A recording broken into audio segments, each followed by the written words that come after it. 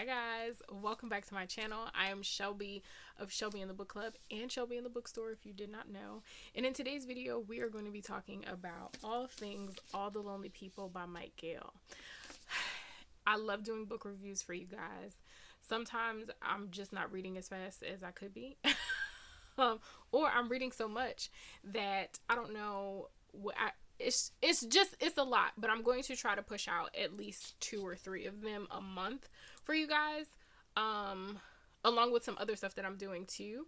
And I'm trying my best to incorporate more like bookish review type stuff in my weekly vlogs, so look out for those as well.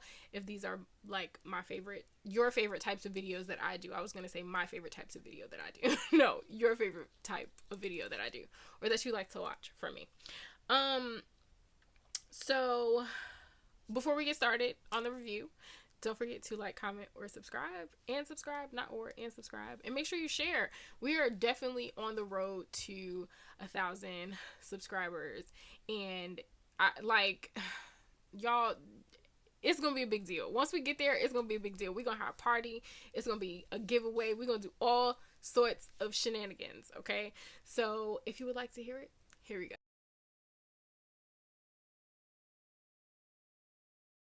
Okay, so All the Lonely People by Mike Gale. So I have a lot to say about this book, so this one might be a long one, so get you some snacks, get you a drink, alcoholic or non, because this one had me in my feels, and I don't think I realized that it had me in my feels until I got back from visiting my daddy. So All the Lonely People is about Mr. Hubbard Bird, who is in his 80s or 90s, I believe. I don't remember which one. But he is living alone in the UK, in London, and, excuse me, he's been lying to his daughter and saying that he's doing all of these things and keeping up this life that he actually is not. And it kind of plays out very interestingly. So his daughter says that she's coming for a visit and that she wants to meet all of his friends that he doesn't really have. And now he has to figure out how to make friends and how to figure this out before she gets there, right? Now, each chapter kind of goes back and forth. It's the then versus the now, right? Or the now versus the then. So we learn his backstory. We learned that he is originally from Jamaica and that he came to the UK to find work following one of his best friends. And he started working in this department store, and he falls in love with a woman who happens to be white. There is conflict over their relationship. Her family disowns her. They have children. She ends up dying after battling some dementia. And his daughter comes home to help take care of her mom, his wife. And then there's issues with their son, who has issues with drugs and all of this stuff. So that's his backstory. Now, in the current story, in the now, I should say, he is trying to figure out how to find these friends, right? Because he's told his daughter all of this stuff, and come to find out none of it is true. Which, to me, I was just like, it didn't take me until the end to really understand his lie, right? And I guess as a parent, I don't know this. I can only make an assumption because I'm not a parent yet. I mean, I'm a doggy mommy, but I don't have human children. I think as a parent, there's some sort of protection that parents always want to provide for their children, and you want your children to go out and live their life, right? You don't want your kid to worry about you. But as the kid, right, I can still live my life and take care of my parents, right? I can still figure out that balance some way, somehow, but it hurts more not knowing everything than it does well, not even having to watch your parent be sick, because that is a totally different experience. But I rather have the pain of watching my parent be sick, or watching my parent like navigate loneliness and trying to help them maneuver that, opposed to not knowing, and then they're alone and all of this stuff for all of this time, and there was something that I could have done about it, but I wasn't afforded the opportunity to. So he ends up making friends with his neighbor and her daughter. Why can't I remember their names right now? But she comes over because she has recently moved, and I believe her name is Ashley. Hold on one second. I need my nails done. Yes, Ashley and her daughter. So she comes and she just knocks on the door, and she's like, "Hey, just moved in, don't have any friends, don't have any of that kind of thing. So I'm just saying hi or whatever." And he negates it at first. Like, he's just like, why the fuck you come here? For lack of better words. That ain't really what he said, but that's what he was thinking. I heard it via the pages. So long story short, they become friends, and it turns into them creating this campaign for loneliness in the town to try to help other people that are dealing with the same thing. And it becomes this really big thing. He has to be the face of it, like all of this stuff, right? And we learned that his daughter died 5 years ago. That the person that he's been talking to on the phone is not actually his daughter. And he's super embarrassed by it. We find out about his son is still like living on the streets, drug issues, all of this other stuff. So I'm not going to spoil the end for you guys. Still read the book, because there's so much stuff that I'm leaving out. But I think what stood out the most for me is how we are not very prepared as people for the transitions in life. And that could be age. It could be grief. It could be moving. It could be getting a new job. It could be missing someone. We're so not prepared for all of those things and how they affect us, right? Because I can move away. I can move to another country, and me and my mom might be okay, right? We might be okay because we've lived together for so long, because our relationship is so good, because we have ways to communicate with each other, so on and so forth. We might be okay. For someone else, it might be devastating, and their world might stop, because what am I supposed to do without this person that has always been here? And what does it mean for that person to be away? Right? What does it mean for me?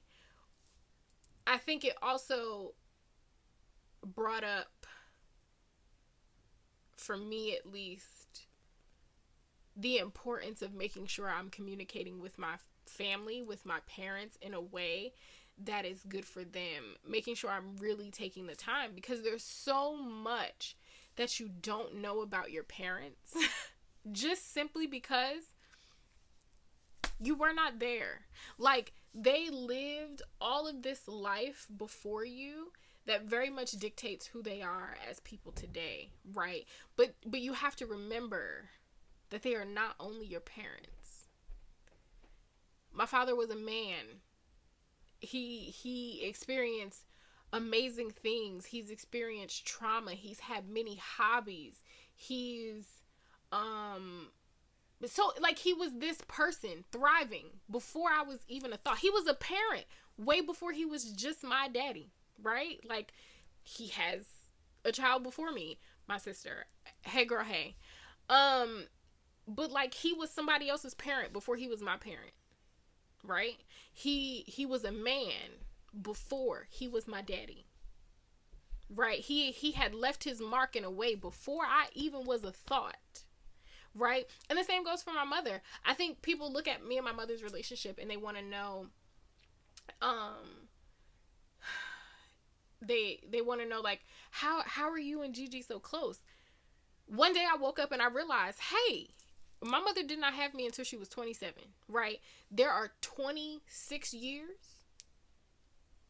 and some change where she was out here a whole woman A whole woman before I even existed. Her only sole purpose is not to be my mother.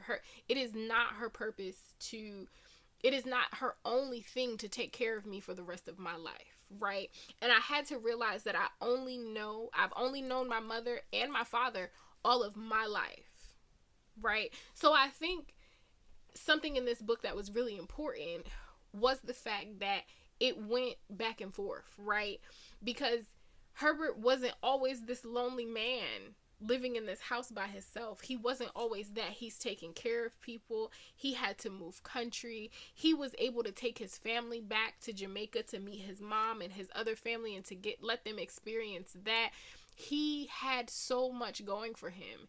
And then so many things happened that he wasn't really prepared for, didn't really know how to face by himself, because we're not taught how to grieve. We're not taught, like I said, about the transitions of life, really. So it's like there are so many things that can come and really crumble all that you were, and you really got to figure out how to put those pieces back together, right? So him making these new friends, and making these new friends, and you know, them coming up with the group for the lonely people and doing all of that is way out of his comfort zone. But he did it anyway. I think that's another thing in the book. Sometimes everything that you need is directly outside of your comfort zone. Like if your comfort zone is a door, if you just, this is you, and you like, oh, it's a door there, I'm not gonna go. But if you just open the door, everything is right out there. It's right out there. And it's okay. Like, starting anew doesn't have an age. It doesn't have an age. It doesn't matter how young you are. It doesn't matter how old you are. You can always start again. You can always make new friends. You can always try new things. You can always, you know, all of this stuff. It can happen. It's going to take time, but it can happen. You just have to push yourself a little bit. As far as viewing Herbert as a parent, right? I can only imagine how it feels to lose your child. I hope I never have to experience that pain. I hope that if you have experienced that you are grieving well and that you are getting the help that you need, and so on and so forth. But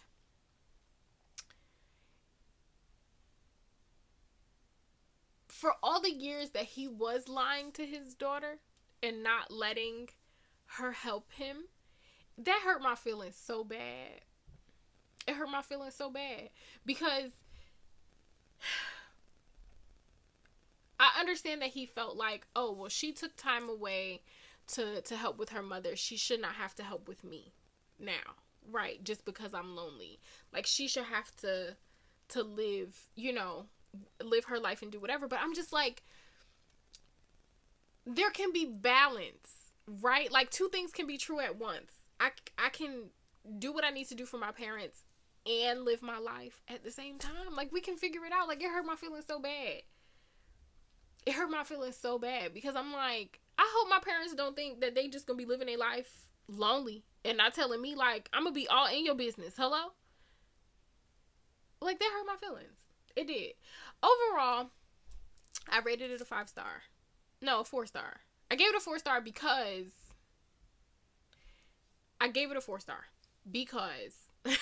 you said that twice, girl. Tell us why. Because this is not the only book that I've read by, like, a West Indian author, so on and so forth. And there's something about these books where this one tied things together pretty well. There are some of them that I'm just like, there were some parts of this book that I was just like, are we gonna tie it together? Why do I need to know this information? What is happening? Why do I need to know this information? Like, or it was aspects that were, like, tied together very quickly that I was just like, we could have spent more time on that. There could have been more. So I did give it a 4-star for that reason. Overall, I totally would recommend it. I think if you have like a dry sense of humor, you'll love this book. I think if you've been struggling through the pandemic, trying to figure out how to start life again, how to go outside, how to socialize again, how to date again, so on and so forth, I think you'll enjoy this book. I think it was really good. It's just that one thing of like, there were certain bits and pieces that I was just like, are we going to explain ourselves a little bit more? Are we going to, like, what are we going to do? What are we doing? But overall, it was a really good book. I enjoyed it. I read half of it. I listened to the rest of it. So, I mean, just for those that are like, oh, you only read half? No, I physically read half. I listened to the rest of it because I like to do that especially when it's a book club pick. So yeah, I would recommend. I think the audiobook was really good too because he had an accent. It was really good. I felt like the voice really, really, really made sense for the character. So there's that. So yeah, if you've read this, if you've read anything else by Mike Gale, I have to stop the urge to call him Michael. I have to stop doing that. Let me know. I would be interested in reading some of his other books. If you've read this and you really liked it, let me know what you thought. Yeah, and if no one has told you today, I love you. You are kind, you are smart, you are important, and I will talk to you soon. Bye, guys.